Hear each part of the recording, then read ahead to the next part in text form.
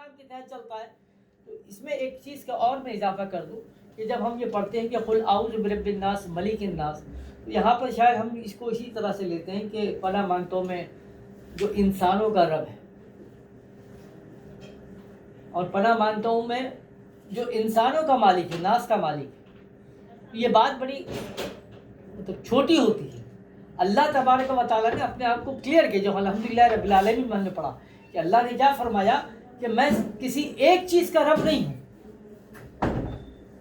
بلکہ اپنے آپ کو اس نے کیا کہا، رب العالمین، میں عالمین کا رب ہوں، تمام عالم کی ربوبیت کرنے والا ہوں. تو جب یہ ہمیں سمجھ میں آتا ہے الحمدللہ رب العالمین سے کہ اللہ وہ ہے جو عالمین کی ربوبیت کرتا ہے، تو جب ہم اعوذ برب الناس پڑھتے ہیں تو اس میں کیا ہے کہ پناہ اس سے مانگی جاتی ہے جو انسانوں کا رب بنتا ہے. اس میں پناہ اللہ سے نہیں ہے کہ اللہ فرماتا ہے اعوذ برب الناس، میں پناہ مانگتا ہوں اس سے جو انسانوں کا رب بن کر بیٹھ جاتا ہے. بہت فرق ہو جائے گا. مالک الناس جو انسانوں کا مالک بن کر بیٹھ جاتا ہے، کیونکہ اللہ کیا فرماتا ہے، میں مالک الناس نہیں، میں مالک یوم الدین ہوں، میں ایک دین کا مالک بنوں. اس نظام کے تحت جو آئے گا اس کو بینیفٹ ملیں گے، جو اس کے خلاف جائے گا اس کو نقصان ملے گا، تاکہ کل کو تم یہ نہ کہو کہ یہ اللہ تعالیٰ نے جو ہے اللہ نے ہمارے نصیب میں لکھا ہوا تھا اس لیے ہمارے میں پریشانی آ گئی. ارے اللہ کو تو نہیں، مالک یوم الدین، میں نے تمہیں ایک دین دے دیا، ایک نظام دے دیا ہے، اس کا میں مالک ہوں. وہ تمہیں پیش کر دیا، تم اس کے حساب سے چلو گے تمہیں بینیفٹ ملے گا، اس کے اگینسٹ جاؤ گے تو تمہیں نقصان ملے گا. تو یہی کنٹینیوشن کے بعد جب ہم یہ بات کرتے ہیں کہ ایاک نعبد و ایاک نستعین، کیا مطلب ہوا، کیا ترجمہ کیا جاتا ہے؟ ایاک نعبد، ہم تیری ہی عبادت کرتے ہیں، و ایاک نستعین، اور ہم تجھ سے ہی کیا چاہتے ہیں، استعانت یعنی مدد چاہتے ہیں. آج پہلا سوال میرے ذہن میں آپ سب کے ذہن میں آتا ہے کہ یعنی عبادت ہوتی کیا ہے؟ عبادت کس کو کہا جاتا ہے؟ یعنی آپ کمٹمنٹ میں کیا کر رہے ہیں، اللہ کے سامنے کیا کہہ رہے ہیں، ایاک نعبد، کہ اے اللہ میں صرف اور صرف تیری ہی عبادت کرتا ہوں. تو پہلا سوال یہ ہے کہ واٹ از عبادت؟ عبادت ہے کیا؟ کس کو کہا جاتا ہے عبادت؟ عبادت کو یعنی اگر ہم ایکسپلین کرنا چاہیں، کوئی پوچھا جائے آپ سے کہ یار عبادت کی ڈیفینیشن ہے، what is the definition of عبادت، تو آپ کیا بتائیں گے عبادت کی ڈیفینیشن؟ نماز پڑھنا عبادت ہے، روزہ رکھنا عبادت ہے. ہاں، تو مطلب یہ اگر آپ یہ کہہ رہے ہیں کہ یہ ساری کی ساری عبادات، اگر اس کو آپ کہہ رہے ہیں عبادت ہے، تو یہ جو عبادات کے جزیات تو ہیں ان سب کو مکمل کو عبادت کہتے ہیں.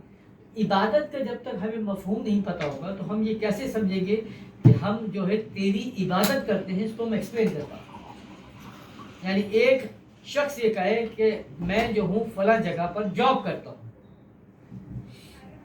یعنی آپ بولیں کہ یار میں فلاں میڈیسن کمپنی کے اندر جاب کرتا ہوں، تو سوال یہی ہوگا کہ بھائی آپ میڈیکل کمپنی میں جاب کر رہے ہیں، آپ کو پتہ ہے کہ میڈیکل کمپنی میں جاب ہوتی کیسے، اس کا کرائٹیریا کیا ہوتا ہے، یعنی اس کی ڈیمانڈس کیا ہوتی ہے جس کو آپ کو فلفل کرنا ہے. آپ ایک کارخانے میں کام کرتے ہیں تو کارخانے کا جو ہے وہ رول ریگولیشن الگ ہے، لیکن اگر آپ کسی فیکٹری میں کام کر رہے ہیں اس کے رول ریگولیشن الگ ہیں. آپ آفس میں کام کرتے ہیں تو اس کا مطلب یہ ہوتا ہے کہ جب آپ اپنی کچھ سروسز کو بیان کرتے ہیں تو you have to know about this, کہ آپ جو بول رہے ہیں کہ آپ کو پتہ ہے کہ آپ کیا کرتے کیا ہیں. یعنی میں اگر یہ کہہ رہا ہوں کہ میں عبادت کرتا ہوں تو آپ کو پتہ ہے کہ عبادت کے اندر کیا کیا ذمہ داریاں ہوتی ہیں، یعنی عبادت کن ذمہ داریوں کا یا کن فرائض کا نام ہے، مجموعہ ہے. اگر وہ پتہ ہوگا تو آپ پھر اپنے آپ کو محاسبہ کرو گے، کیلکولیٹ کرو گے کہ یار وہ میں کر رہا ہوں کہ نہیں کر رہا ہوں. جب یہ کیلکولیشن ہو جائے گی تب آپ کہہ سکتے ہو کہ میں تیری عبادت کرتا ہوں. ابھی تو میں بھی کہہ رہا ہوں کہ یا اللہ میں تیری عبادت کرتا ہوں، آپ بھی یہ کہہ رہے ہیں، ہم سب کہہ رہے ہیں کہ ہم اللہ تیری عبادت کرتے ہیں. لیکن پھر میں نے وہی کہا کہ سوال تو یہ ہے کہ کیا آپ کو یا مجھے معلوم ہے کہ عبادات کے اندر جزویات ہیں کیا کیا؟ قرآن کریم نے کن کن چیزوں کو عبادات میں شامل کر کے کہا ہے کہ جس کو کہا جاتا ہے؟ تو وہ ہمیں اس کو اسٹڈی کرنا ہے تاکہ ہم اپنا محاسبہ کریں اور اپنی ذمہ داریوں کا احساس کریں کہ جب ہم عبادت کا لفظ استعمال کر رہے ہیں اور جب ہم کہیں کہ ہم جو ہے وہ عابد ہیں، عبادت گزار ہیں، تو ایکسپلینیشن ہونی چاہیے، پتہ ہونا چاہیے کہ باقی ہے کہ نہیں۔ ایک صاحب جو ہم کہتے ہیں کہ یار نکاح جو ہے نا وہ نبی کریم صلی اللہ علیہ وسلم کی سنت ہے، اسی لیے خطبے میں کیا کہا جاتا ہے، النکاح من سنت فمن رغب عن سنتی فلیس منی۔ نبی کریم نے فرمایا کہ نکاح جو ہے وہ میری سنت ہے، اور جو میری اس سنت سے منہ موڑتا ہے وہ ہم میں سے نہیں۔ بے شک سرکار کا حکم سراخوں پر، بالکل ہم تو یہی کہتے ہیں کہ نکاح نبی کریم صلی اللہ علیہ وسلم کی سنت ہے، لیکن نکاح کس کا نام ہے؟ ایجاب اور قبول کا نام۔ اگر ایجاب اور قبول کا نام ہی صرف نکاح ہے تو بھائی یہ ایجاب اور قبول تو دنیا کے ہر مذاہب میں ہوتا ہے۔ عیسائیوں کے اندر جاؤ گے تو ان کا اپنا طریقہ ہے ایجاب اور قبول کا، ہندوؤں میں اپنے ایجاب اور قبول کا الگ طریقہ ہے، پارسیوں میں الگ طریقہ ہے، یہودی میں الگ طریقہ، سب میں یہی موجود ہے ایجاب اور قبول کا۔ تو اگر صرف ایجاب اور قبول کے نام کو اگر آپ نکاح کہتے ہو اور کہو کہ یہ سنت ہے، تو بھائی یہ سنت تو سب ادا کرتے ہیں، دنیا کے تمام مذاہب میں ہو رہی ہے، تو مسلمان کے نکاح میں اور دوسرے کے نکاح میں پھر فرق کیا ہے؟ نہیں پتا ہے نا، نہیں پتا۔ تو اسی لیے کیا ہوتا ہے کہ ہر آدمی جو ہے وہ یعنی شادی کا آغاز جو ہے وہ بعض گھروں میں میلاد سے ہو رہا ہوگا، قرآن خوانی سے ہو رہا ہے، کہ شادی کی تمام رسومات جو ہے وہ دھوم دھڑکے کے ساتھ ہوں گی۔ ایون یہ کہ جو رخصتی کا بھی پروگرام چل رہا ہوگا تو وہ انٹری ہوگی، فلاں ہوگا، وہ سارے جو ہے نا وہ ششکے ہوں گے سارے۔ اس کے بعد جب رخصتی ہو رہی تو پھر سر پہ قرآن رکھ دیں گے، پھر سر پہ قرآن رکھ دیں گے، اس کے بعد بولیں گے کہ نکاح جو ہے نبی کی ان کی سنت ہے۔ تو چونکہ ہمیں پتہ ہی نہیں، مگر کسی بول جانے گا نکاح میں سنت ہی، نبی کے فرمایا کہ نکاح میری سنت ہے تو یہ ہم سنت ادا کریں۔ آپ اس کو پہلے ایکسپلین کر کے پھر دیکھو کہ کیا واقعہ آپ نے نکاح جو ہے آپ کے نکاح میں اور غیر مسلم کے نکاح میں فرق ہونا چاہیے، پتہ ہونا چاہیے کہ اس کا مقصد کیا ہے۔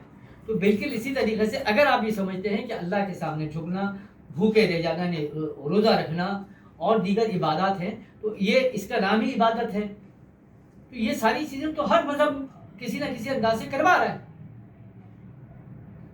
تو پھر وہ کون سی چیز ہوتی ہے جس کو اللہ فرماتا ہے کہ عبادت، یا عبادت کا مقصد بیان کرتا ہے، یا عبادت کرنے والوں کو عابد کہتا ہے، یا عبادت گزار جو بندہ ہے اس کو عبداللہ کہتا ہے؟ تو یہ ہمارا اہم سوال ہے۔ تو عربی کی اگر ہم لغت کا سہارا لیتے ہیں، کیونکہ جو سے حرفی الفاظ کہلاتے ہیں، ادھر سے مستق یعنی چیزیں نکلی جاتی ہیں، جو الفاظ نکلتے ہیں، تو لفظ جو عبادت ہے وہ عین بے دال عبادہ سے ماخوذ۔ عبدہ کس کو کہتے ہیں؟ جو عربی گرامر میں عبدن کہا جاتا ہے محنت، اور ایسی محنت جس کا حاصل کوئی نفع فائدہ ہو، یعنی ایک ہوتا ہے نا کہ ایک انسان ہے وہ محنت کرے جا رہا ہے لیکن اس محنت کا کوئی حاصل نہ ہو، کوئی فائدہ نہیں ہوا، لا حاصل محنت ہوگی، تو اس کو لفظ عبدہ اس کے لیے استعمال نہیں کرتے عربی میں۔ جس طرح میں نے کئی آپ کو مثال یہ دی کہ جیسے فتنے کا لفظ استعمال آپ کریں گے تو فتنہ جو ہے وہ آزمائش کے لیے ہوتا ہے، صدقہ جو ہے وہ جو صدقے دل سے ادا کیا جاتا ہے اس کو صدقہ کہا جاتا ہے، جو اپنے پر سے اتارن کی جاتی ہے اس کو عربی میں صدقہ نہیں بولتے۔ تو بہت فرق ہے نا کہ صدقے میں اور خیرات میں کیا فرق ہے۔ تو جب تک عربی کو عربی زبان سے سمجھنے کی کوشش کرتے ہیں تو اس کے مضامین آپ کے اوپر کھلتے ہیں۔ تو بیعین آبادن کا مطلب کیا ہوا؟ ایسی محنت جس کا نتیجہ جو ہے وہ آپ کو پروفٹ دیتا ہے، یعنی حاصل ہونا چاہیے، اس کے اندر کوئی رزلٹ آپ کا اورینٹڈ ہونا چاہیے، وہ کہلاتا ہے لفظ عبدہ۔ اسی طریقے سے اسی سے ایک اور لفظ بنتا ہے جس کو عبدن کہتے ہیں، عربی کا لفظ ہے، یہی اسی یعنی سے حرفی لفظ سے بنتا ہے۔ یہ ایک ایسی گھاس جو اب ڈیزرٹ میں جاتے ہیں نا صحراؤں کے اندر، تو صحراؤں میں وہ گھاس اگتی ہے، وہ گھاس اونٹ کھاتے شوق سے، تو اس کو کھانے سے کیا ہوتا ہے کہ اونٹ جو ہے نا اس کو بہت پیاس لگتی ہے، بہت بھوک لگتی ہے، وہ جب کھا لیتا ہے اس میں خوشبو بھی ہوتی ہے، وہ کھاتا ہے، اس کو جیسے ہی کھاتا ہے تو اس کو بھوک اور پیاس لگتی ہے، جب وہ بھوک اور پیاس لگتی ہے تو پھر کیا ہوتا ہے، تو پھر وہ پانی کی تلاش میں بھاگتا ہے۔ تو اگر ڈیزرٹ کے اندر جو صحرا میں لوگ راستہ بھول جاتے ہیں، جو سفر کرتے ہیں اونٹوں میں جو کرتے تھے، یہ اسی طرح گھاس کو لے کے گھوما کرتے تھے، ساتھ میں رکھتے تھے کہ جب کبھی صحرا میں بھول جاتے راستہ تو کیا کیا اونٹ کو یہ گھاس کھلاتے تھے. اب اونٹ کو بہت پیاس اور بھوک لگتی ہے تو وہ پانی کی تلاش میں خود ہی بھاگتا ہے اور وہ پانی تک جو ہے وہ پہنچ جاتا ہے، تو وہ مسافر کو بھی پانی مل جاتا ہے. اس طریقہ تو وہ ابدن اس گھاس کو کہا جاتا ہے جو کھانے کے بعد اونٹ جو ہے اس کو بھوک اور پیاس لگتی ہے، پھر وہ پانی کی طرف بھاگتا ہے، پھر خوب پانی پیتا ہے، کھاتا پیتا ہے، فربا ہو جاتا ہے، موٹا ہو جاتا ہے. یہ ابدن. اسی طریقے سے سفینتن ابدتن معبدت ایک لفظ استعمال کیا جاتا ہے عربی کے اندر. تو یہ جب کشتی ہوتی ہے نا، جب کشتی بنتی ہے، جہاز بنتا تھا لکڑی کا، اس کو جب ہم سمندر میں اتارتے ہیں تو اس سے پہلے کیا کرتے ہیں، اس کے اوپر سے چکنائی لگاتے ہیں، چربی ملی جاتی ہے. کیوں ملی جاتی ہے؟ تاکہ وہ جو لکڑی ہے نا وہ پانی کی جو اثرات ہیں اس کو روک سکے، ہاں وہ خرابی روک سکے. لکڑی پھولے گی نہیں، لکڑی کے اندر کوئی خرابی نہیں ہوگی، اندر پانی نہیں آئے گا. تو ایسی کشتی جس کے اوپر یہ چکنائی لگائی جائے، چربی لگا کر اس کو جو سمندر میں اس کشتی کو کہا جاتا ہے سفینۃ المعبدۃ. یعنی وہ محفوظ رکھے سمندر کی ان خرابیوں کو جو لکڑی کو خراب کر دیتی ہے، یعنی ان خرابیوں سے. ایسی کشتی کو کہا جاتا ہے سفینۃ المعبدۃ. اسی ابدن کے لفظ سے ایک اور لفظ نکلتا ہے تعبید. تعبید کس کو کہتے ہیں یہ بھی ذہن میں رکھیں. یہ دیکھیں یہ الفاظ میں اسی لیے بیان کر رہا ہوں تاکہ جب یہ جو مختلف الفاظ نکلے نا، جب یہ سمجھ میں آئیں گے نا آپ کو تو پھر لفظ عبادت سمجھ میں آئے گا. تعبید کس کو کہتے ہیں؟ تو تعبید عربی میں اس کو کہا جاتا ہے کہ جب یہ گھوڑے اونٹ وغیرہ ہے نا، ان کو سدھاتے ہیں نا، سیدھا کرتے ہیں، ٹرین کرتے ہیں. یعنی اب جب گھوڑا پکڑتے ہیں تو وہ بدکا وہ ہوتا ہے، پھر وہ کیا کرتا ہے اس کو ٹرین کرے گا، ٹرین کرنے کے بعد اس کو پھر اپنے استعمال میں لاتا ہے. اسی طرح اونٹ جو ہوتا ہے جب وہ بھی بدکا ہوگا اس کو ٹرین کرے گا، پھر اس کے اوپر سواری بھی کرتا ہے، اس کے اوپر سامان بھی لا دے گا، اس کے اوپر جنگی بھی لڑنا، سب کچھ. یہ ساری جو ٹریننگ کہلاتی ہے یہ کہلاتی ہے تعبید. اس کو عربی میں کہا جاتا ہے تعبید. پھر عبید کا لفظ جو استعمال کیا اللہ نے، یا عباد کا جو لفظ استعمال کیا، تو عبید اور عباد جو ہے ان لوگوں کے لیے اللہ نے استعمال کیا جو کسی ظلم کے باعث کسی کی محکومی میں آ گئے، یعنی ان کی غلامی میں چلے گئے. جس طرح قرآن کریم نے یہ لفظ بڑا پیارا یعنی اس کو استعمال کیا نا سورہ شورا میں، جب موسیٰ علیہ السلام فرعون سے پوچھتے ہیں. وہ عربی کی میں آیت کے الفاظ بیان پڑھوں گا تاکہ آپ کو آسانی سمجھ میں آئے کہ وَتِلْكَ نِعْمَةً تَمَنُّوهَا عَلَيَّ أَنْ عَبَّدْتَ بَنِي اسرائیل. کہ فرعون سے موسیٰ علیہ السلام پوچھتے ہیں کہ اے موسیٰ، کہ یہ تو نے جو میری قوم کو غلام بنا رکھا ہے اس کو تو نعمت بولتا ہے؟ عبدتا کا لفظ استعمال کیا، یعنی کسی کو محکوم کر لینا، کسی کو غلام کر لینا. اسی لیے لفظ جو ہے عبدن کے جو ہے ایک معنی غلام کے بھی ہے. عبدن کے معنی کیا ہے؟ غلام. کیا عبداللہ کا مطلب کیا ہوگا؟ اللہ کا غلام، اللہ کا غلام. تو مگر اس میں تخصیص کرنی پڑتی ہے کہ لفظ جو غلام ہے وہ خود ایک عربی کا لفظ ہے. کئی جگہ پہ ہے نا کہ وہ لی غلام، کہ میرے لیے غلام ہو، جنت میں غلامان ہوں گے سارے. تو غلام جو ہے وہ خود ایک عربی کا لفظ ہے. تو یہ عبد اور غلام ان دونوں میں کیا فرق ہے؟ دونوں غلامی کے لیے استعمال کیے جاتے ہیں، لیکن غلام جو ہے اس شخص کو کہا جاتا ہے جس کے اوپر آپ جبرن قبضہ کر لیں اور جبرن جو ہے اس کو اپنا محکوم کر لیں، تو اس کو کیا کہا جاتا ہے؟ غلام. دیکھو عربی کی اندر وسعت ہے، عربی نے ہر لفظ کے لیے الگ الگ رکھے ہیں، وضاحت نہیں کرتی پڑا. تو اگر کسی شخص کو کوئی محکوم کر لے، اس کے اوپر غلبہ حاصل کر لے اور اس کو اپنے ماتحت کر لے، اس کو عربی میں کہا جائے گا غلام. اور اگر کوئی شخص اپنی مرضی سے اپنا آپ کسی کے حوالے کر دے اس کو عربی میں کہا جاتا ہے عبد. فرق سمجھ میں آیا؟ ہے دونوں غلام. ایک تو یہ ہے کہ میں اپنی مرضی سے آپ کی غلامی میں آ جاؤں، میں کہوں کہ بھائی میرے مالک، میرے سیاہ سپر کے مالک کیا ہیں؟ آپ ہی، آپ جو کہیں گے، جو فیصلہ کریں گے وہ، تو میں عبد ہوں. لیکن آپ مجھ پر غالب آ جاؤ اور مجھ کو اپنے تابع کر لیں تو میں غلام ہو جاؤں گا. تو ہم کیا کہتے ہیں؟ ہم کیا ہیں؟ عبداللہ ہیں. اللہ کے کیا ہیں؟ غلام. مطلب یہ کیا ہوا پھر کہ ہم اپنی مرضی سے اللہ کی غلامی میں گئے یا اللہ نے ہم پر زبردستی قبضہ کر لیا؟ فرق سمجھ میں آ رہا ہے؟ اگر آپ کہتے ہو کہ بھائی میں اللہ کا عبد ہوں، وہ تو اردو میں بندہ بول دیتے نا، بندہ بول کے بہت ساری جان چھوٹ جاتی ہے. بندہ بولیے تو بندہ تو مطلب سے نہیں، بندہ نہیں، اللہ کا عبد ہوں. عبد کا مطلب یہ ہوا کہ میں نے اپنی مرضی سے سوچ سمجھ کر اپنے آپ کو اللہ کے حوالے کیا ہے. اب بولا ہے کہ اللہ تو ہمارا ہر چیز کا مالک ہے. تو مطلب یہ چلتا ہے کہ جو عبادت اگر آپ بات کر رہے ہیں تو عبادت پھر بے اختیار ہوتی، بے اختیار نہیں ہوتی، اختیاری، یعنی آپ سوچ سمجھ کر جاتے ہو کہ بھائی مجھے عبادت کرنی ہے. کانسیپٹ کلیئر ہو رہا ہے؟ سمجھ میں آ رہی بات؟ یعنی اگر آپ یہ کہیں کہ میں عبد ہوں، میں عبداللہ ہوں، میں اللہ کا بندہ ہوں، تو اس کا مطلب یہ ہوگا کہ آپ نے سوچ کر سمجھ کر اپنے آپ کو اپنا سب کچھ جو ہے وہ اللہ کے حوالے کیا کہ یا اللہ میں نے اپنا سب کچھ تیرے حوالے کر دیا. ورنہ کیا ہوگا کہ اگر کوئی ہم پر مسلط ہو تو ہم کہلائے گا غلام. آج ہم بات کریں کہ یا اللہ ہم تیری عبادت کرتے ہیں، اس کا مطلب یہ ہوا کہ میں مینٹلی تیار ہوں ہر حساب سے کہ میں نے اپنا سب کچھ کس کے حوالے کر دیا؟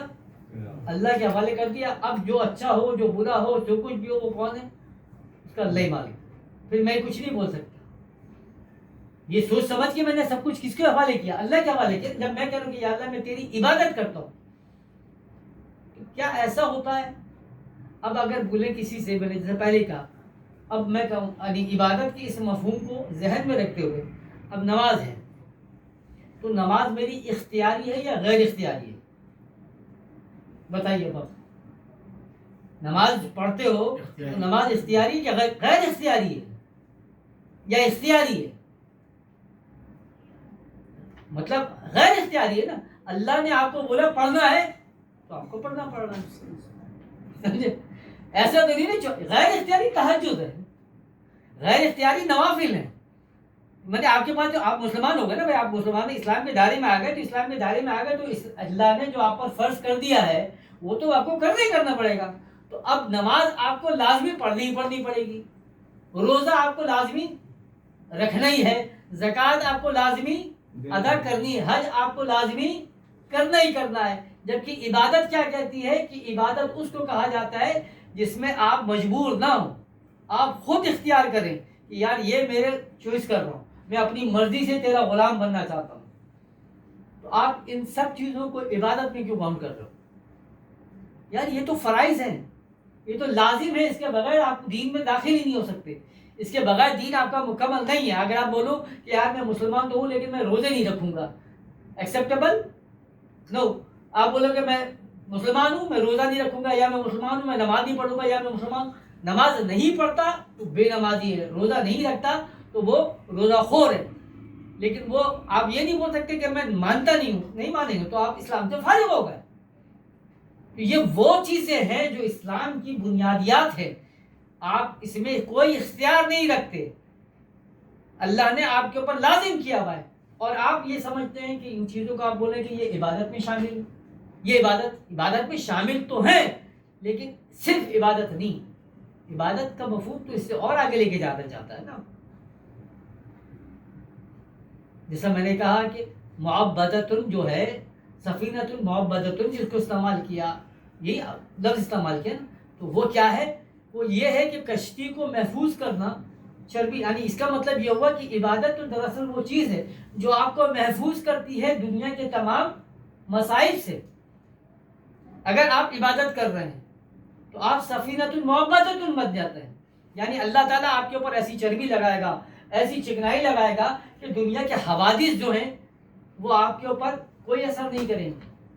جس طرح ہوا نا، یعنی جو کشتی میں سفر کرتے ہیں موسیٰ علیہ السلام اور خضر علیہ السلام، اس کشتی میں سوراخ کرتے ہیں، کیا ہوتا ہے؟ وہ کہتے ہیں کہ میں نے کیا کیا، اس کو سفینۃ المعبدۃ بنا دیا، اس کو بادشاہ کی نظر سے بچا دیا اس کو. ورنہ بادشاہ کیا کرتا، اس کشتی کو اپنے قبضے میں کر لیتا. حضرت قبلہ اعظم نے کیا کہا اپنے مبلغین ان کو کہ واہ یہ تمہارے کو یہ جبہ پہنا کے یہ زلفیں چھڑوا دی نا، یہ کیا کیا تمہاری کشتی میں سوراخ کر دی، سفینۃ معبدۃ بنا دیا. کہ کیا ہوا؟ اب تمہاری اس کشتی کے اوپر یہ سمندر کے کھارے پن کا، سمندر کے جوار بھاٹے کا کوئی فرق نہیں پڑے گا، کشتی تمہاری خراب نہیں ہوگی، نہ اس میں کوئی لکڑی پھولے گی. یہ عبادت، یہ سفینہ المحبت. اسی طریقے سے وہ گھاس جس کو کھا کے بھوک اور پیاس لگتی ہے اور پھر وہ بھاگتا ہے اور لے کر جاتا ہے اس جگہ پر جہاں پر پانی موجود ہے. تو عبادت جو ہے وہ کیا کرے گی؟ وہ یہی کرے گی، عبادت یہی کرے گی کہ اگر آپ عبادت گزار ہیں تو اس کا مطلب کیا ہے؟ آپ کو عبادت گھر میں بیٹھنے نہیں دے، آپ کو باہر نکالے. عبادت آپ سے کہے گی کہ تم خیر امت، تم جو ہے وہ سب سے بہترین امت ہو، اخرجت للناس، نکل جاؤ لوگوں کی طرف، بھاگو باہر کی طرف. کیونکہ تم کو اللہ نے وہ گھاس کھلا دی جس کو محبتن کہا جاتا ہے، عبدن کہا جاتا ہے نا اس گھاس کو، جس کو کھا کے اونٹ جو ہے جاتا ہے پانی کی تلاش میں، نکلتا ہے، خود بھی پانی پیتا ہے، اپنے مسافر کو بھی جو ہے وہ پانی پلاتا ہے. عبادت آپ کو یہاں لے کر جانا چاہیے. پھر آپ اگر یہ کہیں کہ میں عبداللہ ہوں یا اللہ کا بندہ ہوں تو جس سے تعبید ہے، تو تعبید کیا ہے کہ گھوڑے کو، اونٹ کو، ان جانوروں کو سدھار کر اپنے کام میں لگانا. ایک ہاتھی ہے نا جو بلک جاتا ہے تو پورے جنگل کو برباد کرتا ہے، مگر جب انسان اس کو تعبید کرتا ہے یعنی اس کو سدھاتا ہے، اس کو عبادت گزار بناتا ہے، تو جب عبادت گزار بناتا ہے تو کیا کرتا ہے؟ پھر وہ اس کو اپنے کام میں لگا لیتا ہے. یہ ہے نا ایک اونٹ کو سدھانے والا جب اونٹ کو عبادت گزار بنائے گا یعنی تعبید کے عمل سے لے کر جائے گا تو کیا کرتا ہے؟ پھر وہی اونٹ ہے اس کے اوپر حمالی کرتا ہے، یعنی اس کے اوپر سواری بھی کرتا ہے، اس کے اوپر سامان بھی لادتا ہے اور اپنے لیے فائدہ اٹھا رہا ہوتا ہے، اپنے معاملات کو حل کرتا چلا جاتا ہے. اگر اللہ آپ کو عبادت گزار بنا رہا ہے یا اللہ آپ کو بولے کہ آپ میرے بندے بن جاؤ یا میرے عبد بن جاؤ تو اس کے کیا مطلب ہوگا کہ اللہ آپ کو سدھائے گا، اپنے کام میں لگائے گا تاکہ تم اللہ کے کام میں لگ جاؤ. تو اگر تم اللہ کے کام میں لگ گئے تو اس کا مطلب ہے تم تعبید کے عمل سے گزر گئے. جس حضرت قبلہ نے فرمایا کہ جب انسان اللہ کے کام میں لگ جاتا ہے تو اللہ اس کے کام میں لگ جاتا ہے نا. تو عابد اگر بنتا ہے، عبادت گزار بنتا ہے، عبادت کرنے والا ہے تو اس کا مطلب ہے وہ تعبید کے عمل سے گزرے گا، یعنی اللہ اس کو اپنے کام میں لگا کر چھوڑے گا. اگر اس کو اللہ نے اپنے کام میں لگا لیا ہے اس کا مطلب ہے پھر وہ کیا ہے؟ عبادت گزار ہے. آپ مسجد میں نماز پڑھ کے آ گئے، 500 تسبیح پڑھ کے آ گئے، رمضان کے روزے بھی رکھ لیے، زکوٰۃ بھی ادا کر دی، آپ بولے کہ ماشاء اللہ بڑے عابد گزار ہیں. تو عبادات کی ان شرائط میں سے کون سی شرائط میں سے آپ گزرے ہیں؟ کیا آپ تعبید کے عمل سے گزرے، سفینۃ المحبت میں بن گئے آپ، یا ابدن کی گھاس کھائی آپ نے؟ محسوس ہونا چاہیے.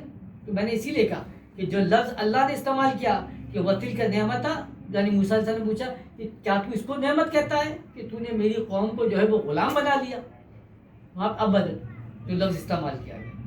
تو عبید یا عباد جس کے اوپر آپ غلبہ پا کر آپ ان کو غلام بنا لیں، اس کا اپوزٹ کیا ہوگا؟ عابد. تو عابد کون؟ عبید یا عباد کس کو کہا گیا؟ جو غلام بن جاتا ہے. تو عابد کون؟ جو ان کو غلامی سے نکالتا ہے، وہ کیا کہلاتا ہے؟ عابد. اور عبادت اس پروسیس کو کہا جاتا ہے جس کے نتیجے میں غلامی کو ختم کر دیا جائے. نبی کریم صلی اللہ علیہ وسلم نے فرمایا کہ میں انسانوں کو انسانوں کی غلامی سے نجات دلانے کے لیے آیا. تو سب سے بڑا عابد کون تھا بندہ سے؟ نبی کریم صلی اللہ علیہ وسلم کی ذات ہے. تو آپ نے کیا فرمایا کہ میں انسانوں کو انسانوں کی غلامی سے نکالنے کے لیے آیا. کیا جملہ ہے! کیونکہ جو اقبال نے فرمایا کہ غلامی میں بدل جاتا ہے قوموں کا ضمیر، کہ جب غلامی اختیار کر لے یا کوئی غلامی میں چلا جائے تو کیا ہوتا ہے؟ اس کا ضمیر ختم ہو جاتا ہے، سوچنے سمجھنے کی صلاحیت ختم. تو یہ اتنی بڑی لعنت ہے. اور عبادت جو ڈیمانڈ کرتی ہے وہ یہ کہتی ہے کہ عبادت کہاں ہو جاتا ہے کہ جب کسی کو غلامی سے نکالا جائے، اس کو اس جگہ سے نکال دیا جائے جہاں پر اس کو آپ نے بند کر کے رکھا ہو، چاہے وہ اس کی سوچ کی غلامی ہو، چاہے وہ اس کے جسم کی غلامی ہو. چاہے اس کی فکر کی غلامی. آج اس معاشرے کے اندر آپ اٹھا کے دیکھو تو نہ آپ کو اسلامی فکر مل رہی ہوگی کیونکہ آپ کی سوچوں کو پابند کر دیا گیا. المیہ تو یہ نہیں کہ آپ بولیں کہ قرآن تو کوئی سمجھ ہی نہیں سکتا, قرآن کے ضروری ہے کہ جی فلاں ہو یوں ہو, اتنا مشکل آپ کمپلیکیشن کر دی. اس قرآن کی بات اگر آپ کرنے جا رہے ہوتے تو بڑی پریشانی کی بات ہو جاتا ہے. نہ ہمیں وہ سمجھائی جاتی ہیں باتیں, جس طرح ابھی کچھ دیر پہلے ہی کہا نا کہ امی کا لفظ استعمال کر کے کہ بول دیا کہ نبی کریم صلی اللہ علیہ وسلم معاذ اللہ ان پڑھ تھے. اب نبی کریم صلی اللہ علیہ وسلم ان پڑھ تھے, اب نبی کریم صلی اللہ علیہ وسلم فرمانے کہ انا مدینہ تو علم علی بابوہا, کہ میں جو ہوں علم کا شہر ہوں اور علی اس کے دروازہ ہیں. ارے جب نبی معاذ اللہ ان پڑھ ہیں تو پھر علم کا شہر کہاں سے ہوئے؟ اب اس کی وضاحت کریں تو خاموش ہے, سناٹا ہو گیا, نہیں دے سکتے سر. تم کیوں ایسی باتیں کر؟ آپ نے سوچوں کو فکر کو ختم کر دیا. عبادت کیا ہے کہ ان کو غلامی سے نکالنا ہے, اس غلامی سے جس نے ان کی سوچوں کو تبدیل کر دیا. اور عبادت میں نے پہلے کہا کہ عبادت ڈیمانڈ کیا کرتی ہے کہ آپ خود اختیار کریں, نہ کہ یہ کہ آپ یہ محسوس کریں کہ مجھ پر کوئی مسلط کر دیا گیا. تو آج تم نماز پڑھتے ہو یا میں نماز پڑھتا ہوں یہ سوچ کر کے یار اللہ نے نماز کا بولا ہے پڑھنا پڑے گی ورنہ مشکل ہو جائے گا, تو یہ کیا ہوا پھر آپ جو ہے وہ اس غلامی میں نہیں گئے کہ اپنا آپ اللہ کے حوالے کیا, بلکہ آپ نے یہ سوچ لیا کہ اللہ جبراً مجھ پر مسلط ہو گیا, ورنہ میں تو کبھی اللہ کو نہ مانتا, ورنہ میں کبھی اللہ کی نہیں مانتا. کیا ارے وہ لوگ بولتے ہیں یار سب سے تو پنگا لے سکتا, اللہ سے تھوڑی لے سکتے, کیا کریں گے, بھاگ دوڑ کے جانا تو چلو بھائی ٹھیک ہے مان لیتے. یعنی اس کا مطلب یہ ہے کہ دل نہیں مان رہا, مجبوری ہے. تو جب نہیں دل مان رہا, مجبوری ہے, تو پھر آپ یہ جملہ کیسے کہہ سکتے ہو کہ میں عبداللہ ہوں, میں اللہ کا بندہ ہوں؟ ارے تم نے اپنے آپ کو اپنے مرضی سے اللہ کے حوالے کیا نہیں کیا, تو تم غلام اللہ تو بن سکتے ہو. اب دیکھو کمال ہے نا کہ اللہ تبارک و تعالی نے چوائس دی آپ کو, جس کو میں نے کہا کہ مالک یوم الدین کا, یہ نہیں کہا کہ میں مالک یوم الناس ہوں, میں مالک الناس ہوں کہ میں انسانوں کا مالک نہیں. ارے وہ تو ہر پوری کائنات کا مالک ہے نا. اگر ملکیت کا مقصد آپ یہ لینا چاہتے ہو کہ اللہ نے انسانوں کو تخلیق کیا تو وہ تو پوری کائنات کو تخلیق کیا, تو پوری کائنات کا مالک ہے. مگر جب انسان کو اختیار دے کر دنیا میں بھیجا ہے تو پھر اس نے اپنے اختیار کو ڈیفائن کر دیا ایک سسٹم میں, ایک قانون کے تحت. سمپل سا قانون ہے. وہ قانون یہی ہے کہ بھائی بات یہ ہے کہ ایک بچہ اگر غلطی کرتا ہے تو اس کو آپ ڈانٹو گے, دوبارہ غلطی کرے گا اس کو مارو گے, لیکن وہی بچہ اگر غلطی سے زہر کی بوتل پی جائے تو پھر آپ کچھ نہیں کر سکتے. یہ قانون ہے, یہ قانون ہے کہ اگر آپ کھانا کھاؤ گے تو آپ کو طاقت ملے گی. یہ قانون ہے کہ جو آپ کے مزاج کے موافق ہے وہ غذائیں کھاؤ گے تو آپ کے جسم طاقت پائے گا, اگر مزاج کے مخالف کھاؤ گے تو آپ کو نقصان. یہ قانون ہے. اب اس کے بعد آپ کھاؤ, وہی والی بات ہے کہ آپ کا پیٹ خراب ہے, آپ کے معاملات خراب ہے, اب جا کے جو ہے نا آپ جو ساری ہیوی ڈائٹس کھاتے رہو اور اس کے بعد آپ کی طبیعتیں خراب ہو جائیں, پھر آپ بولو بھائی شاید اللہ کو یہی منظور تھا. یہ غلط ہو جائے گا, یہ بات غلط ہے. کیونکہ اللہ مطلب آپ اپنی ساری غلطیوں کوتاہیوں کے لیے اللہ کو ذمہ دار کیوں ٹھہراتے ہو؟ اللہ نے آپ کو ایک نظام دے دیا, سسٹم دے دیا. اللہ بولتا ہے کہ آپ اس سسٹم کو فالو کرو نا یار. اطیع اللہ و اطیع الرسول و اولی الامر منکم, اللہ نے دے دیا میں یطیع الرسول فقط اطاع اللہ. سب ڈیفائن کر رہا ہے کہ اللہ کے رسول کی اطاعت کرو, اللہ کے رسول نے سسٹم دیا آپ اس کو فالو کریں. اس کے بعد جنت بھی آپ کو اس راستے میں ملے گی, اگر نہیں جاؤ گے تو دوسرے راستے پہ جاؤ گے تو جہنم ملے گی آپ کو راستے میں. اب اس کے بعد بولے نہیں یار میرے نصیب میں لکھا ہوتا. وہ ایک صاحب کہنے لگے کہ جو اگر جو ہے وہ میں آپ کو مار دوں قتل کر دوں تو بھائی یہ تو آپ کے نصیب میں لکھا ہوا ہے نا, نصیب میں لکھا ہے, اللہ نے آپ کی نصیب میں لکھا ہوا تھا کہ آپ کو میرے ہاتھوں سے مرنا, میں نے مار دیا. وہ بھی اٹھ کے جو ہے 2 تھپڑ مارتا ہے, بولتا ہے یہ بھی تیرے نصیب میں لکھا ہوا تھا, اس کو بھگت پھر. تو بات یہ ہے کہ یہ جو معاملات ہیں کہ جب تک آپ اپنا مرضی سے اپنے آپ کو حوالے نہیں کر رہے تو وہ لفظ جو ہے وہ تعبیر یا عبادت میں نہیں آتا. تو عبادت دراصل کیا ہے کہ غلامی سے نکالنے کے لیے بات کرو. تو آپ نماز پڑھ رہے ہیں, آپ روزہ رکھ رہے ہیں, آپ حج کرتے ہیں, آپ زکوٰۃ دیتے ہیں, لیکن یہ تمام چیزیں انسانوں کو انسانوں کی غلامی سے آزاد نہیں کرتی, ان کی سوچ کو, ان کی فکر کو آزاد نہیں کرتی. تو پھر وہ کیا ہوا کہ یہ بے مصرف ہو گئے, ان کا حاصل کچھ نہیں ہو. جبکہ عبادت کیا کہتی ہے؟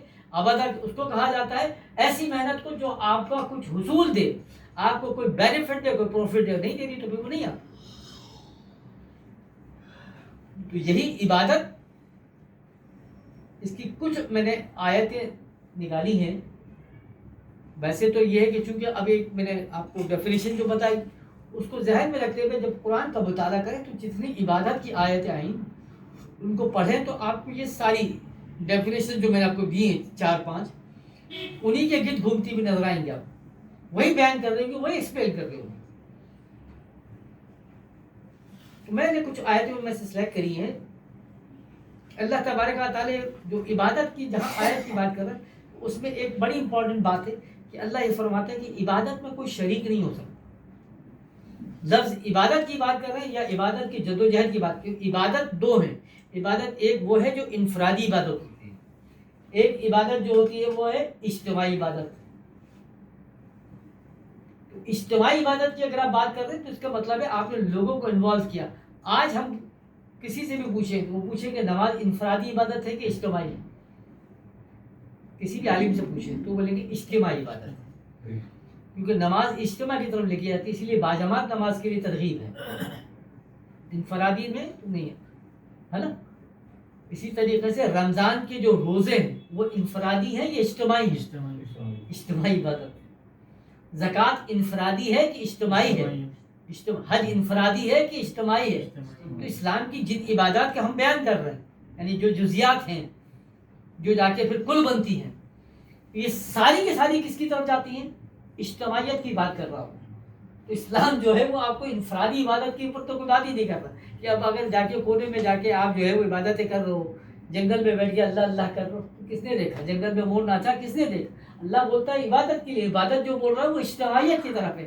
تو اس کا مطلب یہ ہوتا ہے کہ جب ایک عابد گزار بندہ ہے وہ عبادت کر رہا ہے تو عبادت کے لیے لازمی وہ معاشرے کو انوالو کرے گا، وہ دنیا کو انوالو کرے گا. اگر دنیا کو انوالو نہیں کرا تو اسی لیے اسلام کے اندر روحانیت نہیں ہے جیسے دیگر مذاہب میں نا، ہندوؤں میں، عیسائیوں میں، یہودیوں میں کہ وہ چھوڑ کے جنگلوں میں چلے جاؤ وہاں پہ جا کے تپسیا کرو.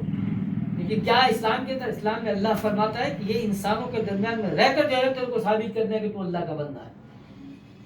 پیرانے پیر سیدھا غوث اعظم دستگیر چلے گئے پہاڑوں میں، جنگلوں میں چلے گئے، دنیا سے تنگ آ گئے. دنیا والوں نے جتنا تنگ کیا چلے گئے، یا اللہ ان دنیا والوں سے میں تنگ آ گیا، نہیں سمجھتے میری بات، چلے گئے.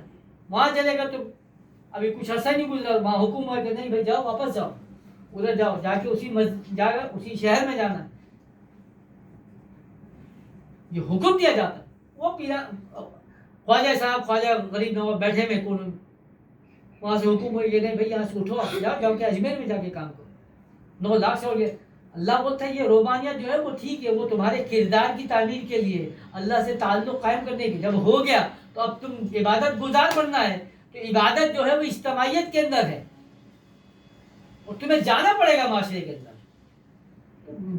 پوچھا کسی سے، اپنے آپ سے پوچھے، مطلب ہم ان لوگوں سے پوچھے کہ بھائی یہ عبادت جو ہے وہ ہمیں آئیڈینٹیفائی کر رہی ہے، ہمیں نشاندہی کر رہی ہے کہ یہ اجتماعیت کی طرف لے کر جاتا چاہتا ہے. تو اگر آپ کا روزہ انفرادیت کی طرف ہی لے کے گیا بیکار ہے. یعنی روزہ اگر اجتماعیت کی طرف لے کے نہیں گیا تو پھر وہ عبادت کا جز نہیں بنا، عبادت کا حصہ نہیں بنا. آپ کا حج جو ہے وہ آپ حج کر کر آئے تو حج کر کے صرف فائدہ کس کو ہوا؟ آج کے حاجی کو، اسی کو فاتح ہو. میں آپ حج کر کے آ گئے تو آپ نے باہر لکھ کے لگا دیا حاجی فلاں فلاں حاجی صاحب آپ حج کیا ہوا جی؟ الحمدللہ جی میرے سارے گناہ معاف ہو گئے، ایسا ہو گیا ہوں جیسے میں آج ہی ماں کے پیٹ سے پیدا ہوا.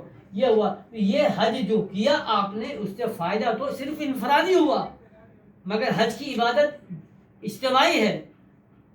تو فائدہ صرف انفراد کو نہیں ہونا چاہیے نا یار، یہ فائدہ کس کو ہونا چاہیے؟ اجتماع کو فائدہ ہونا چاہیے. تو تمہارے حج سے اجتماع کو کیا فائدہ ہوا یہ بتاؤ. تمہاری نماز سے اس اجتماع کو کیا فائدہ ہوا؟ تمہارے روزے سے اس اجتماع کو کیا فائدہ ہوا؟ اگر اجتماع کو فائدہ نہیں ہوا تو دیٹ مینس تمہاری عبادت جو تم نے ادا کی وہ انفرادی ہے، جبکہ یہ عبادت ڈیمانڈ کرتی ہے اجتماع کی. یہ فرق اگر آپ سمجھ لیں تو اللہ تعالیٰ انشاءاللہ بہت سے سوتے آپ کے کھلے گے جو آپ کو سمجھ میں آئے گا کہ بھائی پھر عبادت جو ہے وہ آپ سے مطالبہ کیا کر رہی. یہ صرف اتنا سمجھ میں آ جائے کہ اسلام کی جتنی بھی عبادتیں ہیں، نماز، روزہ، زکوٰۃ، حج، جہاد، یہ سب اجتماعیت کی باتیں کر. یہ لیتی ہے کہ نہیں تم اکیلے نہیں کرو، صرف پورے معاشرے کو انوالو کرو، پورے لوگوں کو انوالو کرو. کہ انسانوں کو انسانوں کی غلامی سے نکالتے ہیں۔ آج ہم نے کیا کیا، ان عبادتوں کو اجتماعی انفرادی سمجھ کر، صرف اپنے فائدے کے لیے سمجھ کر اس کو ہم استعمال کر رہے ہیں اور اس کو ہم پریکٹس کر رہے ہیں، لیکن معاشرے کے لیے نہیں کر رہے۔ نہ ہمارا نماز ہے تو ہماری نماز سے صرف ہمیں فائدہ، ہمارے روزے سے صرف ہمیں فائدہ، ہماری زکوٰۃ سے صرف ہمیں فائدہ، ہمارے حج سے صرف ہمیں فائدہ۔ یہ المیہ ہے۔ پھر اس کے بعد ہم کریں کہ اسی سورہ فاتحہ کے اندر کہ ایاک نعبد، ہم تیری عبادت کرتے ہیں۔ تو یہ عجیب سی بات ہو جائے گی، کیونکہ نہ ہم جو ہے وہ اپنی کشتی کو جو ہے وہ سمندر سے محفوظ کر رہے ہیں، نہ ہم اپنے اندر وہ گھاس کھاتے ہیں کہ ہم لوٹ پڑیں یا دوڑ پڑیں اس طرف جہاں اللہ کا فضل بڑھتا ہے، نہ ہم اپنے آپ کو اپنی مرضی سے اللہ کی غلامی میں دے دیں، لیکن پھر ہم یہ کہتے ہیں ایاک نعبد۔ تو اسی لیے قرآن کریم، دیکھیں قرآن کریم جن آیاتوں کو بیان کیا، اسے سورہ نحل کے اندر وَلَقَدْ بَعَثْنَا فِي كُلِّ أُمَّةٍ رَسُولًا، اللہ فرماتا ہے کہ ہم نے ہر امت میں ایک رسول بھیجا، ہر امت میں ایک رسول بھیجا۔ کس لیے بھیجا؟ فرماتا ہے ان اعبدوا اللہ، اس لیے بھیجا کہ وہ اللہ کی عبادت کریں۔ اور جو عبادت کا کانسیپٹ پہلے تھا اس کو ہٹا دیجیے، جو ابھی عبادت میں نے بیان کیا اس کو ذہن میں رکھیے۔ تو اللہ کیا فرماتا ہے، ہم نے ہر قوم کے اندر ایک رسول بھیجا تاکہ وہ کیا کرے، قوموں کو غلامی سے نجات دلوا دے، پورے معاشرے کو تاریکی سے نکال کر اجالے میں لے کر آئے۔ ہم نے ہر قوم کے اندر اسی لیے ایک رسول بھیجا۔ اب اس کے اللہ آگے خود وضاحت کرتا ہے وَلَقَدْ بَعَثْنَا فِي كُلِّ أُمَّةٍ رَسُولًا أَنِ اعْبُدُوا اللَّهَ وَاجْتَنِبُوا الطَّاغُوتَ، اور اس لیے تاکہ وہ طاغوت سے اجتناب کریں، طاغوت کے ساتھ بغاوت کریں، طاغوت کے ساتھ سرکشی کریں۔ اب طاغوت کس کو کہتے ہیں؟ تو آج کوئی بولے تو یہاں پہ لوگ لکھ دیتے کہ تاکہ ہم شیطان سے بچائیں، شیطان کا لفظ نہیں ہے، نہ ابلیس کا لفظ استعمال کر، اللہ بولتا طاغوت۔ آج دیکھو دنیا ہر یعنی بڑے بڑے لوگوں کے منہ سے نکل ہوتا ہے یہ طاغوتی قوتیں، یہ طاغوتی قوتیں، یہ طاغوت۔ وہ طاغوت وہ ہے جو آپ اندر طغیانی پیدا کرتی ہے۔ جب دریا جب ٹھہرا ہوا ہو، کشتی اس کے اوپر سکون سے چلتی ہے، جب دریا میں طغیانی آتی ہے تو کشتی الٹ جاتی ہے، لوگ مر جاتے ہیں۔ تو طاغوت کیا ہے؟ جو معاشرے میں طغیانی پیدا کرتا ہے، یعنی معاشرے کے اندر تباہی مچاتا ہے، اس کو کہا جاتا ہے طاغوتی قوتیں۔ تو اللہ فرماتا ہے کہ ہم نے رسولوں کو بھیجا اسی لیے تاکہ ان اعبدوا اللہ، کہ وہ اللہ ہی کی عبادت کریں۔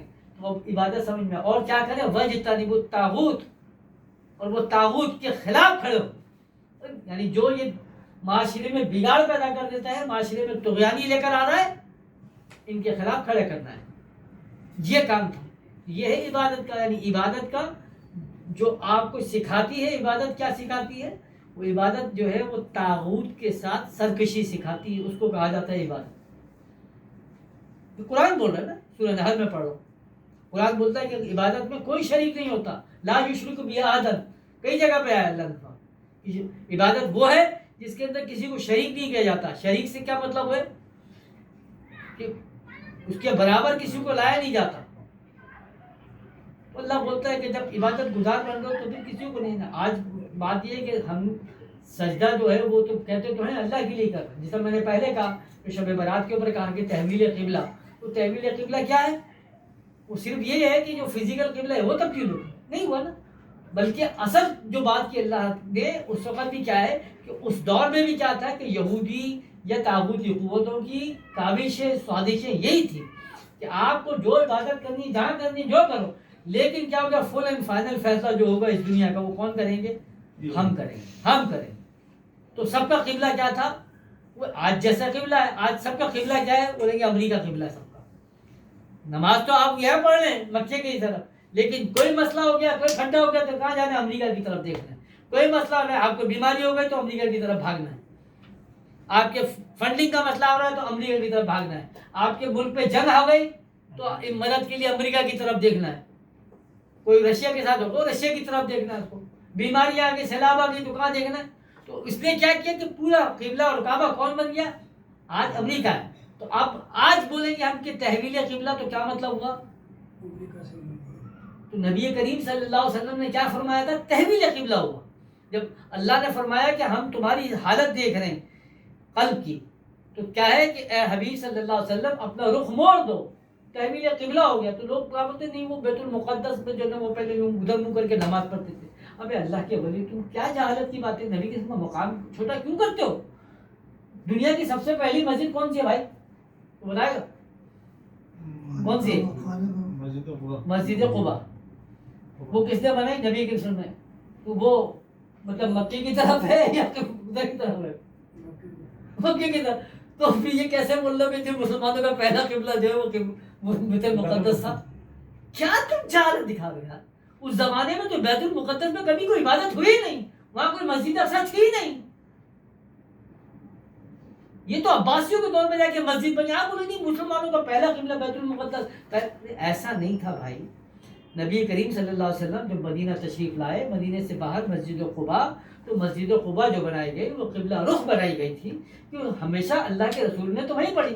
لیکن جب مدینے کی بستی میں آئے تو وہاں کا موب چینج تھا, وہاں کا ماحول جو ہے وہ انفلوئنس جو تھا وہ ان یہودیوں کا پڑا ہوا تھا. انہوں نے سب کی ڈائریکشن کو چینج کیا ہوا تھا.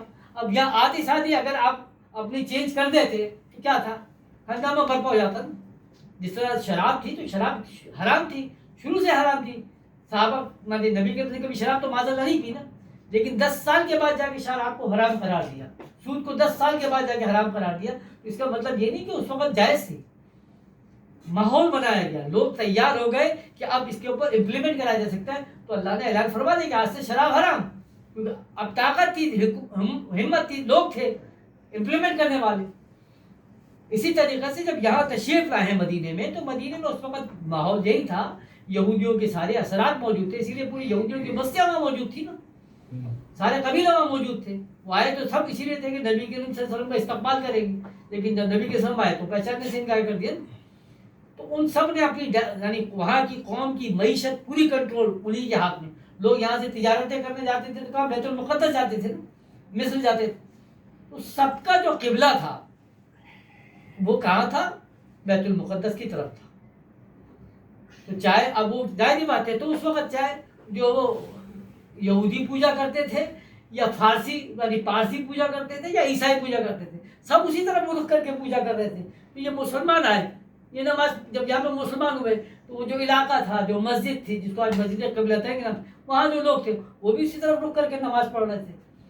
ماحول تھا نا وہاں کا. جب نبی کی تشریف لائے بولے یہ کیا ہے, بولے جی سب تو یہی پڑھتے ہیں, آپ کو پسند نہیں آیا, اللہ نے قائد نازل کر دیا. اللہ نہیں, آج سے حکم ہو گیا, ختم, ہٹا یہاں سے. ورنہ اگر یہ کہیں کہ نبی کے وسلم پہلے پڑھتے تھے, یہ غلط, ایسا نہیں. تو وہ قبلے کو تبدیل کرنے کے لیے یہ تحویل قبلہ ہوا. تو اسی لیے اللہ نے کیا فرمایا کہ جو عبادت گزار ہے, جو عابد ہے, تو وہ لا شریک لہ کرتا ہے, وہ کسی کو شریک نہیں کرتا, کسی کے ایکسیپٹ نہیں کرتا. وہ کیا فرماتا ہے اللہ تعالیٰ؟ فرماتا ہے کہ لا مبدل لکلمات اللہ, لا مبدل لکلمات, یعنی یہ اللہ ہے جو عبادت جس کی آپ کر رہے ہیں وہ اپنے کلمات کو تبدیل نہیں کرتا. ولا یشرک فی حکمہ احد, اور وہ اپنے حکم میں بھی کسی کو شریک نہیں کرتا. تو عبادت یہ مطالبہ کرتی ہے کہ آپ جب عابد بنتے ہیں تو پھر نہ کسی کو شریک کرنا ہے, نہ کسی اور کے حکم کو ایکسیپٹ کرنا ہے, تب آپ کہلائیں گے عابد, تب آپ کہلائیں گے عبادت گزار. اسی طریقے سے قرآن کیا فرماتا ہے آگے کو, بڑی امپورٹنٹ ہے, کہ قل یا ایھا الناس ان کنتم فی شک من دین, اے جنوں انسان کائنات کی ہر چیز, اس کو الناس کہا جاتا ہے. انسان کے لیے لفظ الانسان ہے. یا ایھا الناس, ناس کس کو؟ جس کے اندر بھی جان ہے, اس کو کہا جاتا ہے یا ایھا الناس. کائنات کی ہر چیز, چاہے وہ لکڑی ہو, پتھر ہو, سب کو. اللہ فرماتا ہے کہ اگر کسی کو شک ہے دین میں, یہ جو میرا دین ہے نا, جس کو میں لے کے آنا چاہ رہا ہوں سسٹم, جس کے بارے میں اللہ نے فرمایا کہ یریدون لیطفئوا نور اللہ بافواہہم, یہ چاہتے ہیں کہ اللہ کے نور کو اپنی پھوکوں سے بجھا دے. واللہ متم نورہ ولو کرہ الکافرون ولو کرہ المشرکون, کہ اللہ اب اس یعنی نور کو مکمل کر کے چھوڑے گا. تو اللہ کیا فرماتا ہے کہ اس دین کے بعد یا ایھا الناس, ہر ایک کو پکار کر اللہ کہتا ہے ان کنتم فی شک من دین, اگر تم یہ کوئی شک ہے نا میرے دین میں, تو کیا کرو, یہ یاد رکھو فلا اعبد الذین تعبدون من دون اللہ, یہ یاد رکھو میں جو عبادت کرتا ہوں ان کی نہیں کرتا جن کی تم عبادت کرتے ہو. وَلَكِنْ أَعْبُدُ اللَّهُ الَّذِي يَتَوَفَّاكُمْ، اور میں ان کی جس کی عبادت کرتا ہوں یہ وہی ہے جو وفات تو تمہیں بھی دے گا. وَأُمِرْتُ أَنْ أَكُونَ مِنَ الْمُؤْمِنِينَ، اس لیے کہ اللہ نے جو مجھے حکم دیا وہ یہی دیا ہے کہ مومن بن.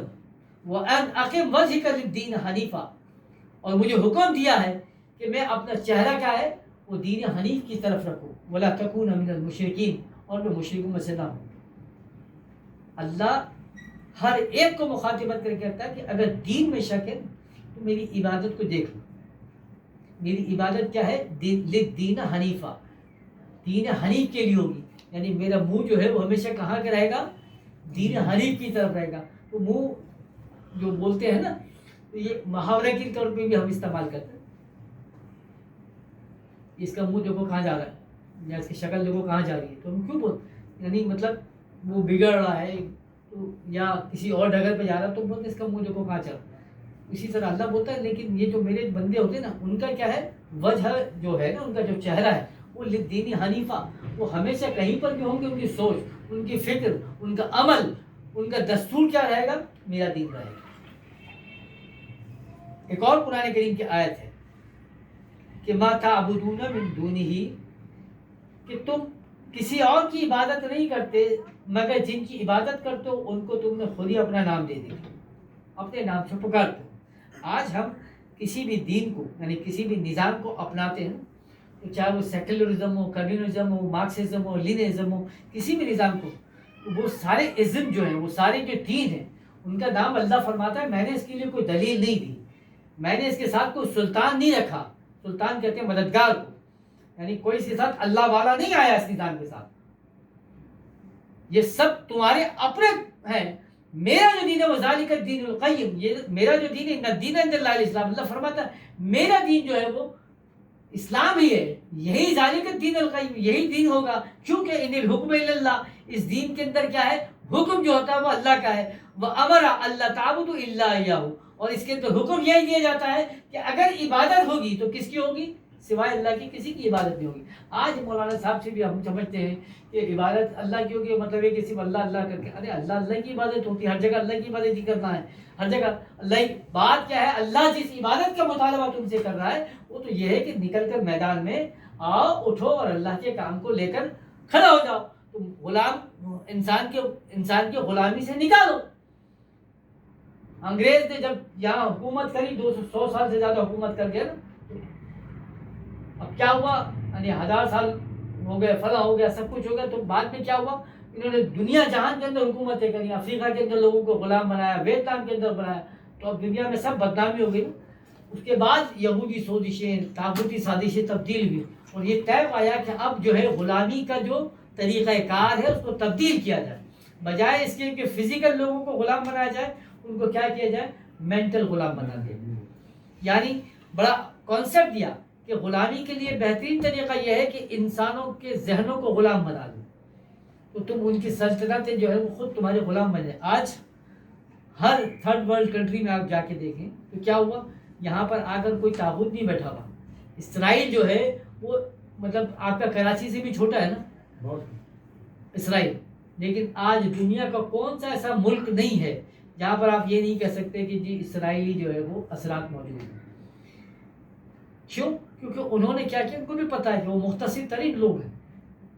یعنی آج اگر عرب دنیا کھڑے ہو کر اس میں پیشاب بھی کر دے تو وہ ڈوب جائے گا، اتنا چھوٹا ہے وہ.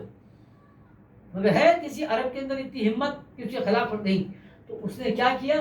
انسانوں کے ذہنوں کو غلام بنا. آج ہم آزاد تو بیٹھے ہیں مگر ہماری سوچ کہاں پر ہے؟ وہی ان کے تابع ہے جو ہے. اب آ رہا ہے نا کہ 5G آ رہا ہے، فلاں آ رہا ہے، یہ سب کیا ہے؟ یہ جو کرونا ویکسینیشن لگا رہے ہیں تو وہ کیا ہوگا؟ آپ کے ڈی این اے کو کنٹرول کر، ڈی این اے کنٹرول کرنے سے کیا ہوگا؟ مطلب ڈی این اے کنٹرول مطلب یہ کہ فزیکلی آپ کہیں بھی گھومتے رہو، آپ کھاؤ پیو جو بھی کرنا ہے کرتے رہو، موج مستی جو کرنا ہے کرو، لیکن جو آپ کی سوچ جو پیدا ہوگی نا وہ پیدا ہوگی ہمارے حساب سے، وہ ہمارے تابع چلے گی سوچ. تو اب یہ ٹائم نہیں رہا کہ ہم جا کے اپنی فوجوں کو لڑائیں، فوجوں کو بروائیں، اتنا اسلحہ بھی ضائع کریں. آپ کے ذہنوں کو ہم نے غلام کر لینا ہے. قرآن نے جب فرمایا لکم دینکم ولی دین لا اعبد ما تعبدون قل یا ایھا الکافرون، اللہ فرماتا ہے اے کافرو لا اعبد ما تعبدون، تم جن کی عبادت کرتے ہو میں ان کی عبادت نہیں کرتا. کیا مطلب عبادت کرتے وہ جو پوجا پاٹی کرتے تو اس کو بولتا نہیں بھائی. جن تاغوتی نظاموں کو تم مانتے ہو تو تم نے جو سسٹم بنا رکھا ہے جو دین ہے جس کے انسانیت روز بروز برباد ہو رہی ہے تو اللہ کے فرماتا ہے کہ اے حبیب جا کے کہو کہ اس نظام کو نہیں مانتا میں. نہ تم ہمارے نظام کو مان سکتے ہو کیونکہ ہمارے نظام میں اگر تم کو مان لو گے تو تمہارا نظام تباہ برباد ہو جائے گا. تم مانو گے تمہاری انا ہے کیونکہ تمہارا نظام جو ہے وہ افریقہ سے اور تنزانیہ سے کینیا سے لوگوں کو خرید کے لا کر غلام بنا کر جو ہے وہ عرب میں بیچتا ہے.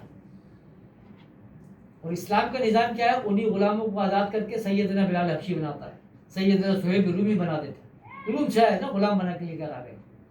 تمہارا نظام یہ, ہمارا نظام کیا ہے, اسلام کا نظام کیا ہے, انسان کو انسانوں کی غلامی سے آزاد کر دیتا ہے. تو لکم دینکم ولی دین, تمہارا دین تم کو مبارک بھائی, ہمارا دین تو یہی ہے, ہم تو اسی دین کو قائم کریں گے. ذالک الدین القیم, اللہ نے فرمایا یہی تو دین ہے جو قائم ہوگا.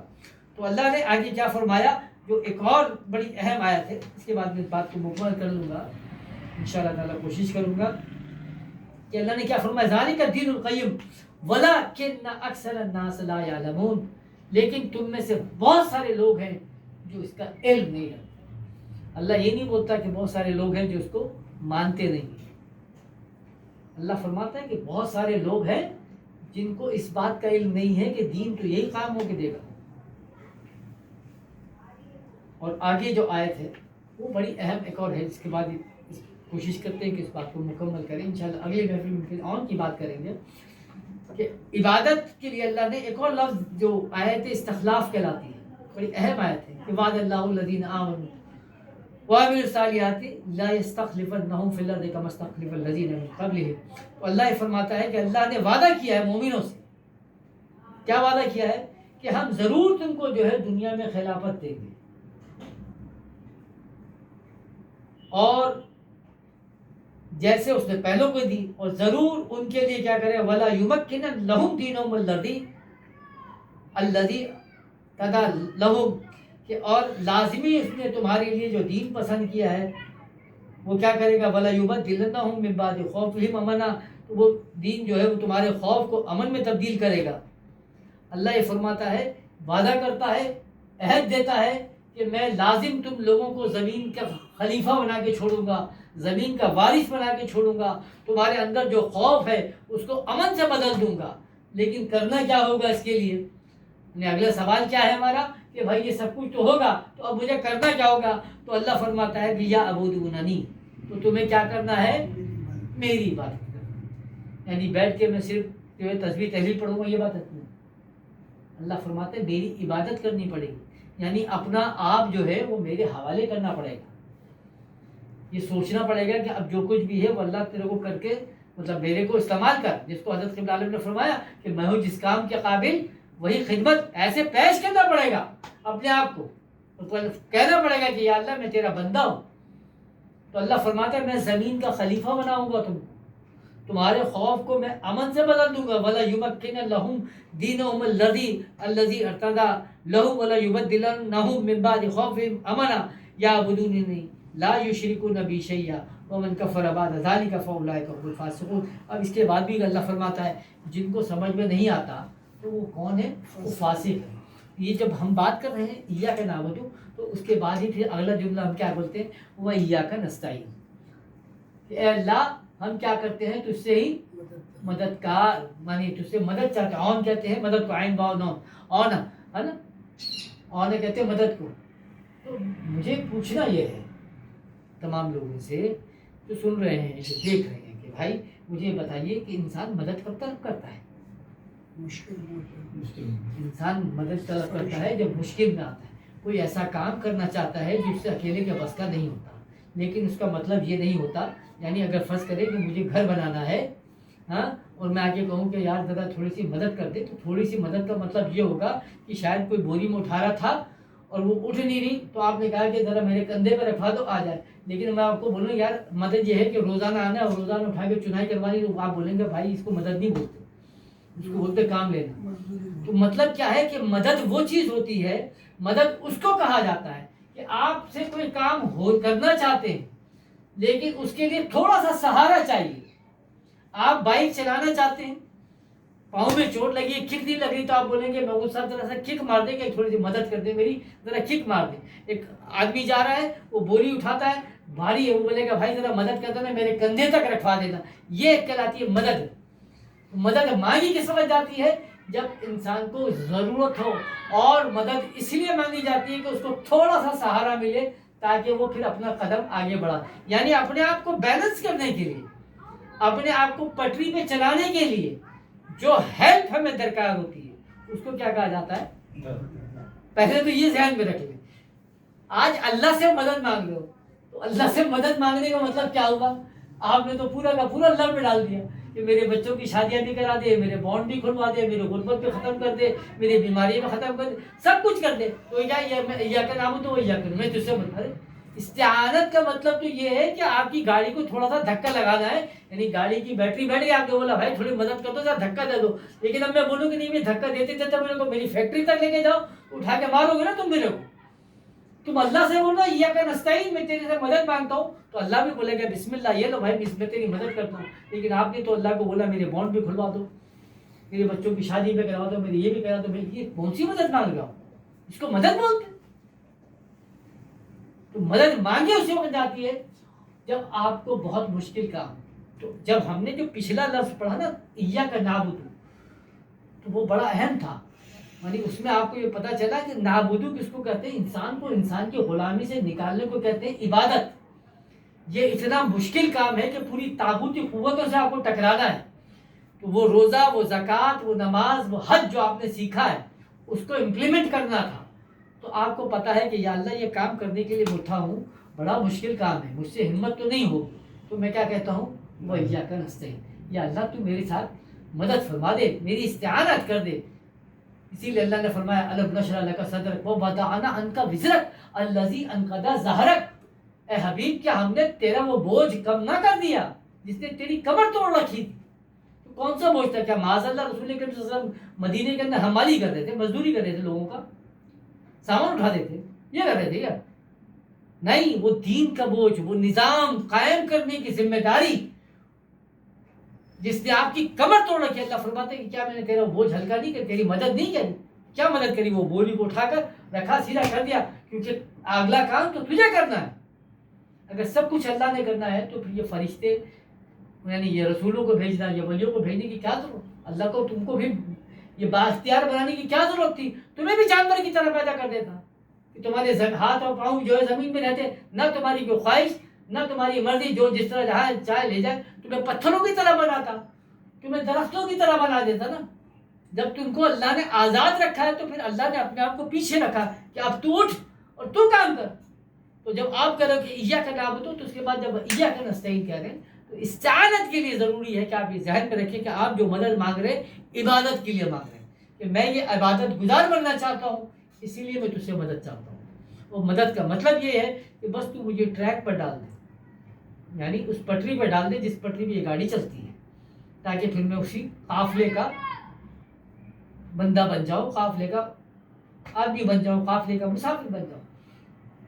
لیکن ہم نے چونکہ ایاک نعبد و ایاک نستعین کو اتنی وضاحت سے تو نہیں پڑھا, ہم یہ سمجھتے رہے کہ بس تیری عبادت کرتے ہیں, تیری مدد چاہتے ہیں. تو بولتے ہیں جی آج لوگ ہے نا, تو بیچارے دیوبندی حضرات کھڑے کے بولتے ہیں جی اللہ ہی سے مدد مانگنی چاہیے, ایاک نعبد و ایاک نستعین. وہ پیرانے پیر کو دستگیر نہیں بولنا چاہیے, فلاں کو داتا نہیں بولنا. ابے تم سالے یہیں مر گئے, وہ بھی یہیں پہ مر گئے, یہ بھی یہیں مر گئے, یہیں سے باہر نکلے ہی نہیں. داتا صاحب بھی تو بولتے ہوں گے نا ایاک نعبد و ایاک نستعین.